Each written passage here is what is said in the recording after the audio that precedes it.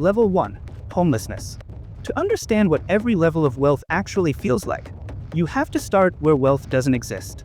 You wake up before dawn, not because you have an alarm, but because the street gets loud as the city begins to stir around you. Your body is stiff from sleeping on concrete, a wooden bench, or a thin shelter mat that creates zero separation between you and the cold ground. The first thing you do is check your pockets and your backpack to make sure nothing went missing in the night, because theft is a constant, low-level frequency of danger you can never turn off. If you have a phone, it is your lifeline. It is old, the screen is cracked in a spiderweb pattern, and you are constantly managing a battery that is always hovering in the red. Wi-Fi is a hunt. Charging is a hunt. Your first goal of the day isn't productivity or coffee. It is finding a bathroom and water that you do not have to pay for. You scan the street for a fast food place, a gas station, or a public park, hoping the staff will not turn you away before you can wash your face.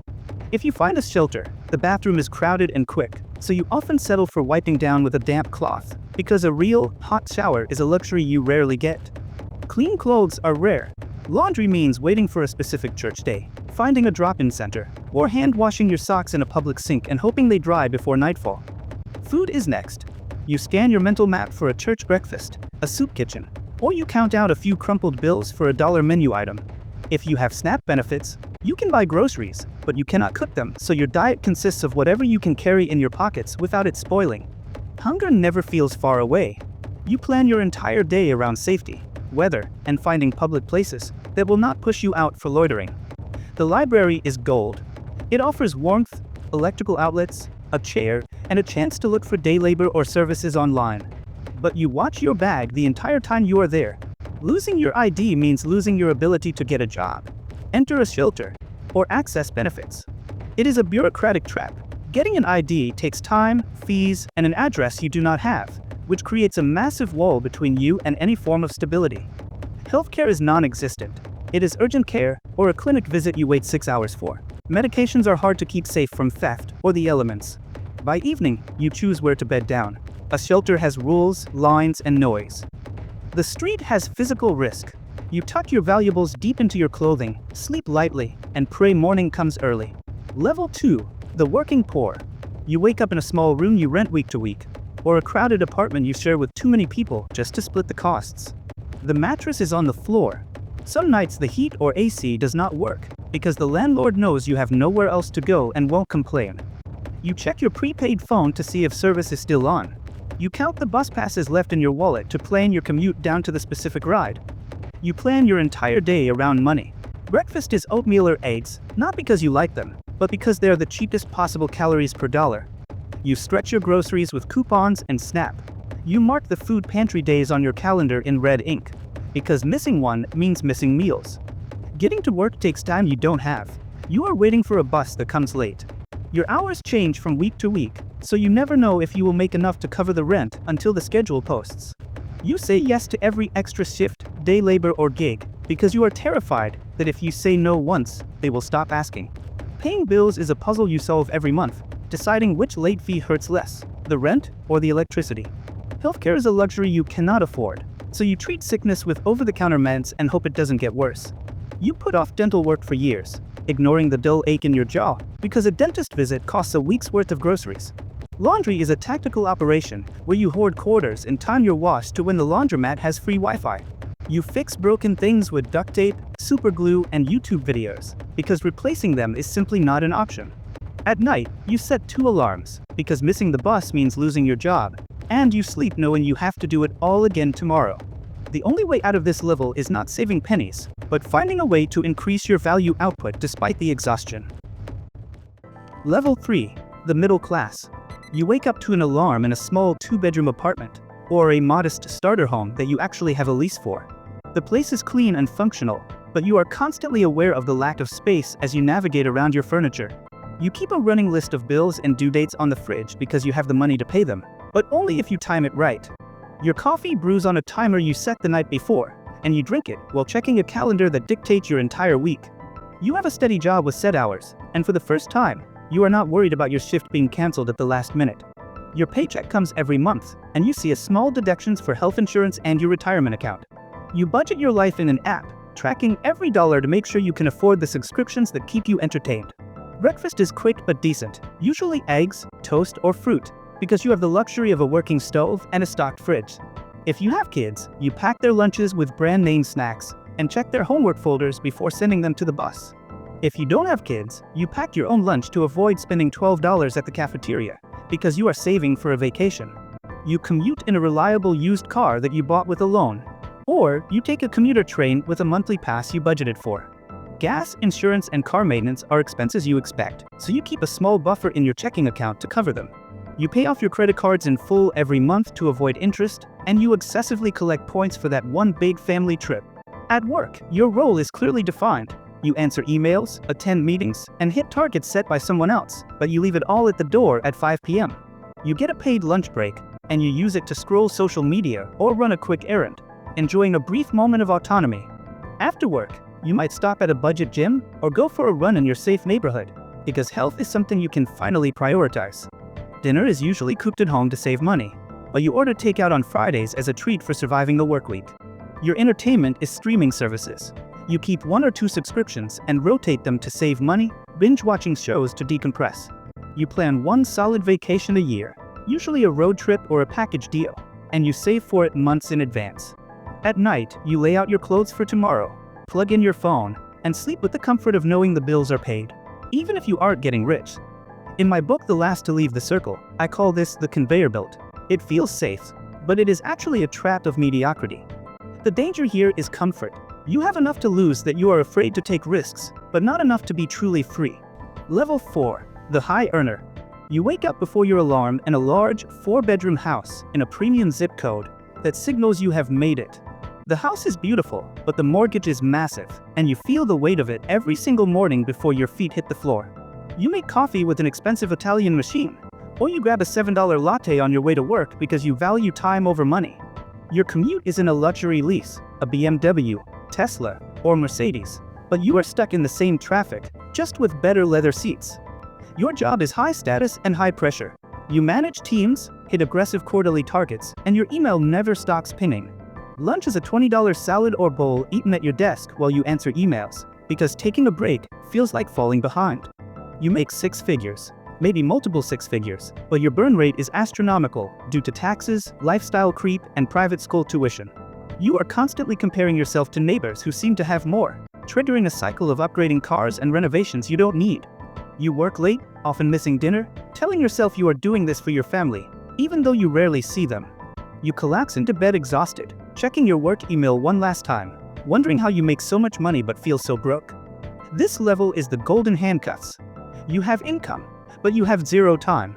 You are asset rich but liquidity poor. Level 5. The millionaire next door.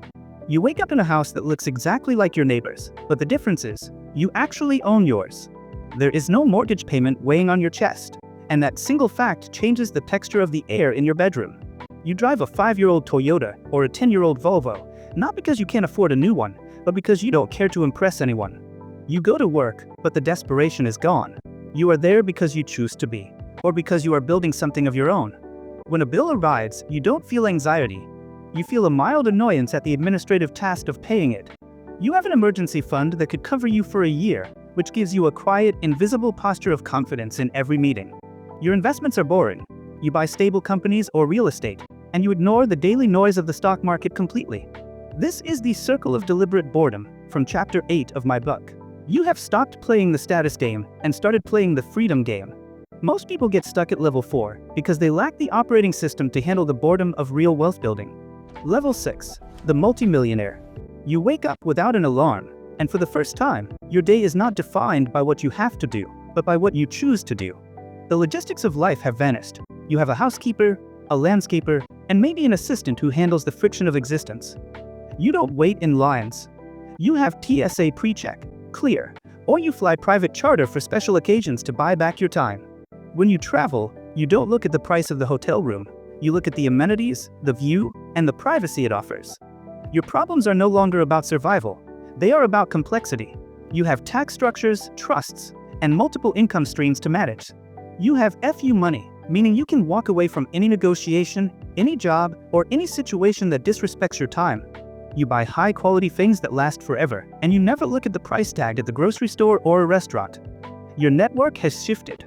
You are surrounded by other successful people, and conversations are about ideas and assets, not people and bills.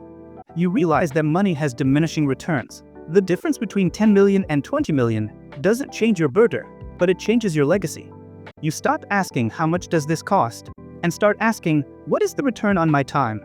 Because time is now your only scarce resource. Level 7. The Billionaire. You wake up in a home that functions more like a high-end boutique hotel, managed by a staff you rarely see but whose presence is felt everywhere. Your day does not begin with an alarm. It begins with a briefing from your chief of staff who has already filtered the world for you. You do not commute, you travel. A black car waits in the driveway, or a helicopter waits on the pad, because your physical location is fluid. Your work is not about doing tasks. It is about making 3 or 4 high-stakes capital allocation decisions that will shape industries. Your time horizon is no longer years. It is decades. You are planting seeds for trees you might never sit under, building a multi-generational legacy. The isolation at this level is profound. Your peer group is tiny, and you can only be truly vulnerable with a handful of people on Earth. You are not just a person anymore. You are an institution. Your mood impacts stock prices, and your words move markets. The fear here is not starvation, it is significance. It is the terrifying question of whether you are using your massive resources to actually matter. You realize that the money has solved every problem money can solve, and now you are left with the problems that money cannot touch. This is the paradox of level 7. You have won the game of capitalism, but the game of life has become infinitely more complex. We have walked through the valley of survival, the trap of comfort, and the peak of mastery, and the lesson is always the same. The prize is not the $1 billion. The prize is the person you had to become to survive the journey. Wealth is not a number in a bank account. It is the quiet, unshakable confidence that comes from knowing you can handle reality. You now understand that wealth is not an event. It is a byproduct of becoming a person who can endure the circle of solitude. The final barrier is not the economy or the market or your boss. The final barrier is the person in the mirror. The only question left is, do you have the courage to step into the circle and refuse to leave until you win? If you are ready to make that commitment, I want to give you the complete operating manual to ensure you survive the journey. The Last to Leave the Circle is not just a book. It is the repository of the 10 mental models used by history's greatest winners. If you are tired of playing the amateur game of reaction, scan the QR code right now, or click the link in the description to get your copy. Stop waiting for a lucky break. Build a system that makes luck irrelevant. Get the book, learn the rules, and I will see you inside the circle. Now let's talk about the final truths. You have seen the levels. You have seen the struggle of the bottom and the power of the top. But there is one trap that exists at every single level, from the working poor to the billionaire, and it is the trap of more. The person at level 2 thinks level 3 is freedom. The person at level 4 thinks level 5 is freedom. The person at level 6 thinks level 7 is freedom. But freedom is not a number. Freedom is the moment you realize that the purpose of wealth is not to buy more, but to worry less. The homeless man worries about survival. The billionaire worries about legacy. The anxiety doesn't disappear. It just changes shape. True wealth is the ability to wake up in the morning and say, I own my time, and I have enough. If you can achieve that feeling at level 3, you are richer than the billionaire at level 7, who is still a slave to the scoreboard. The goal of this video was not to make you envy the top, it was to show you the map so you can choose your own destination. You don't have to climb to the very peak if the air is too thin for you there. You can stop at the level where you are free. But you cannot stop at level 1 or 2. That is not a choice. That is a trap. You must fight your way out of the gravity of survival. Now, a warning, watching this video was easy. It was passive, it was consumption. But wealth is not built by consuming content. It is built by executing systems. The amateur watches, the strategist acts. Since you've made it to the end of this deep dive, it's clear you have a genuine interest in understanding how the financial system truly works. For your next step, I highly recommend the videos now appearing on your screen. They build on these foundational concepts and will further sharpen your analytical edge, helping you to build your own framework for financial resilience. If this video provided you with a new framework for thinking, the most valuable thing you can do is like and subscribe so you never miss another strategic briefing. Thank you for watching.